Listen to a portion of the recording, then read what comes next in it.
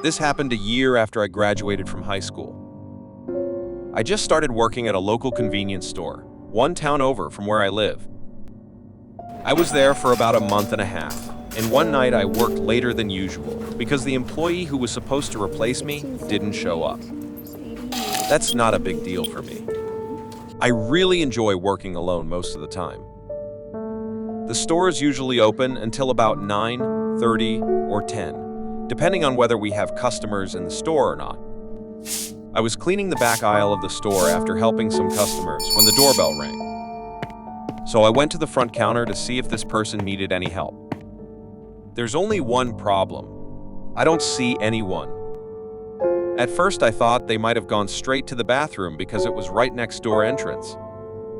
But after waiting about 10 to 15 minutes, I finally walked over to see if it was locked to my surprise. I knocked on the door and asked if anyone was in there. Everything remained silent, so I opened the bathroom and turned on the light. There was no one there. At that moment, I felt uncomfortable. So I looked back at the store to see if anyone was there. I even called. "Hello? Is there anybody there?" No answer. I started thinking I was just tired or something was wrong with the doorbell ringing. I decided to ignore it and go back to cleaning. A few minutes later, the doorbell rang again. I looked up at the front of the store and saw that this time the door was actually open. So I quickly went to the front counter. But of course, when I got there was no one there. I know for sure that I saw the door open when the bell rang. I checked the bathroom again and walked down the aisle. A chill ran down my spine. Not in what I see, but in what I don't see. There wasn't a soul in sight. I can't understand what's going on. So I decided to stand at the front counter until my shift ended. I have about 45 minutes left. 20 minutes passed while I was hanging out at the counter when someone actually walked in. "Good evening," I told them nervously. The person who entered was wearing an old winter coat with a black hood. This was not unusual as it was 40 degrees that night. That person did not respond to my greeting. I guess they couldn't hear me for some reason. And I don't think too much about it. Maybe they have a pair of headphones under the hood or something. They walked to the back of the store. Since it was almost closing time, I started cleaning the counter. About 20 minutes later, I realized that the guy never came back to pay again. I looked around the store and saw no one there. This is a small, privately owned store without many security measures. We have one camera facing the front door and one camera in the parking lot. I yelled, "Hey, do you think everything's okay?" But I got no response. "Listen, I'll close in about 10 minutes. Can I help you?" Again, no response. I walked towards the back of the store where I last saw that person. The eerie feeling ran down my spine again as I saw one of the refrigerator doors open, but there was no sign of the person wearing the coat. I closed the refrigerator door and walked up and down each aisle. And I don't see anyone. Now, I'm completely scared. So at that point, I decided that I would go back to the front and call my boss. He said he would check the camera again. But he said there wasn't anyone in the store except me. After a minute of my boss looking through the camera feed, he told me something messes with my head to this day. This is when I started to second guess myself. Did I actually see someone go into the store? I took a long look around the store, and I thought maybe I was just tired. I started closing everything up, putting all the money in the safe, cleaning out the counter, etc. At that moment, I heard laughter coming from the back of the store. That's not really a funny kind of laugh, It was more like a sinister smile. I looked up and saw the refrigerator door open again. I now keep a baseball bat behind the counter just in case. A hooded figure was standing just outside the open door. "Are you okay?" Someone answered in a deep, hoarse voice. "I am thirsty." "Okay, can I help you find something?" "I'm about to close." I heard giggling again and began to slowly back away. "Listen, I have to lock the door now. Why don't you have a drink and come up and I'll get you out of here?" The man just stood there. The reflection from the open refrigerator door stopped me see his face. I decided that I shouldn't entice him any further, and I retreated to the back counter, grabbed my phone, and immediately called my boss back. He answered after the first ring. I described to my boss the strange guy's appearance. My boss told me to keep an eye on him and to call the police at any time. While talking on the phone with my boss, I heard the refrigerator door slam, then a loud crash in the back of the store. Next thing I knew, I heard the sound of someone running towards the counter. But I couldn't see anyone. A moment later, the noise stopped. I quickly placed the phone on the counter and started dialing 911 on the store phone. Then I heard another chuckle, and I looked up and saw the hooded man standing in front of the counter. I jumped back, almost hitting him with my stick. I finally saw that man's face. There's something very wrong about its appearance. Not only is he scary, but his appearance looks unnatural. It looks like his face is a failed Photoshop job. A crooked smile spread across his fake face. That's when I yelled, "Whoever you are, get out of my store." He started laughing. I raised the stick in the air, ready to swing it if the man came any closer. I heard my boss yelling at me through my cell phone. Hey, what's going on? A few seconds later, I heard a car pull up outside the parking lot. I glanced out the window to see who it was. As soon as I took my eyes off the hooded man, he rushed out of the store. A moment later, my boss rushed in. Police were called and security footage was reviewed. It showed someone wearing a black hood leaving the store just before my boss entered. After all was said and done, the police told me they would keep an eye out. The cameras didn't capture his face, so they couldn't get an accurate physical description his. I tried to give him every detail I could, but there wasn't much, plus the guy technically didn't commit any crime. That was the last time I worked the late shift. As far as I know, the police have never arrested a man wearing a hood.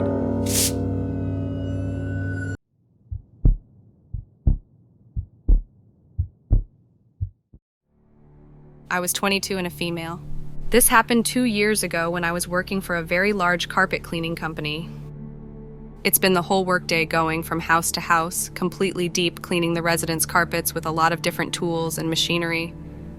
I'm actually pretty sure I was one of the only females working for this company, but at the same time, I really enjoyed it. And if I'm being honest, I was actually really good at the job. So because of this, I was given a lot of work and would usually hit between 6 to 8 houses daily, driving all across multiple towns. This night, I was working late as one of the houses I cleaned earlier in the day took way daily, driving all across multiple towns. I'd say it was around 7 p.m. when I had one house left to do for the day. Though upon arrival at the given address, I quickly realized it was in the middle of nowhere, and after knocking on the front door, I also realized no one was home. I was annoyed, yeah, but realistically, I was the one that was late for the appointment. I decided to wait until someone came home, as I knew I'd get chewed out by my boss if I left without cleaning anything. And luckily, 10 minutes later, the resident pulled up next to my car. He was a middle-aged man, balding, wearing dirty shorts and a jacket. He honestly seemed a bit awkward, but was apologetic, and let me do his house with all my needed equipment. Upon entering, I instantly realized the carpet, and just the house in general, was already unbelievably clean. I mean, it even smelled like cleaning supplies that just been used. To be honest, it was a little weird. I wasn't used to seeing already clean carpets upon arrival. I was genuinely questioning whether me cleaning them would even make a difference. But regardless, I followed protocol and pulled out my company laptop to calculate how much it was going to cost before starting. Hey, do they keep track of where you are on that thing? His question caught me off guard. That was an immediate red flag. After the initial shock from the question, I replied saying that it did, and that my boss knew exactly how long each job should take. In reality, this was a complete lie. The laptop was literally just used to run a program that can calculate how much to charge a customer based on the input and amount of work. But I felt like I had to lie, as there was definitely something off about this guy. Regardless, I started cleaning. I just figured the quicker I could clean these carpets and the quicker I could get out of here and call it a day. Fast forward around an hour later and I was finished. I hastily met up with the guy to explain I was done and how much he owed me. But before I could, he interrupted me. He asked me if I could also clean his basement carpets, as he forgot to list them when he ordered the service. My heart literally dropped. I just wanted to be done with this and get out of here. But my stupid customer service condition brain couldn't figure out how to get away with saying no. The guy led me to his basement door, opened it, and gave me a hand signal as if to gesture that I was to go down first. I hesitated, but ultimately I did. Once I got to the bottom, I was horrified. The basement looked horrible compared to the rest of the house. Not only was it unfinished with no carpet whatsoever, but there were clearly 7 deep freezers lining the walls. In the middle of the room was a lit, low-hanging ceiling light revealing an old television set, VHS tapes scattered all over the floor, and an old recliner facing the TV. Behind the set were 2 white shelves full of VHS tapes. The whole while I'm looking at the basement, the guy stood at the top of the steps blocking the doorway with a disturbing smile on his face. I looked up at him and said, "Yeah, man, let me go get my stuff." With absolutely no intention of cleaning anything, I just wanted to get out of there. I held my breath and began to walk back up the stairs. The whole while, all I could hear was my own heartbeat in my ears. But as I got to about the 3rd stair from the top, the guy was still blocking the door, with still that disturbing smile on his face. I stood there for maybe 20 seconds, just looking at the guy waiting for him to get out of the way. When I swear, I could hear footsteps in the basement behind me. Out of pure instinct and adrenaline, without even looking back, I charged towards the guy in front of me. Luckily, I was able to break past him, and right as I did, I beelined it out of the front door and into my van parked outside. I was leaving thousands of dollars of cleaning equipment behind. But honestly, in that moment, I didn't care. I legitimately felt like my life was in danger.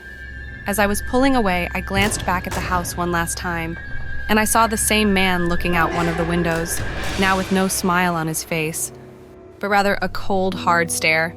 I thought I could see another person. The truth of the matter is that my boss would not have noticed I was missing for at least 24 hours when I didn't show up for my shift the next day.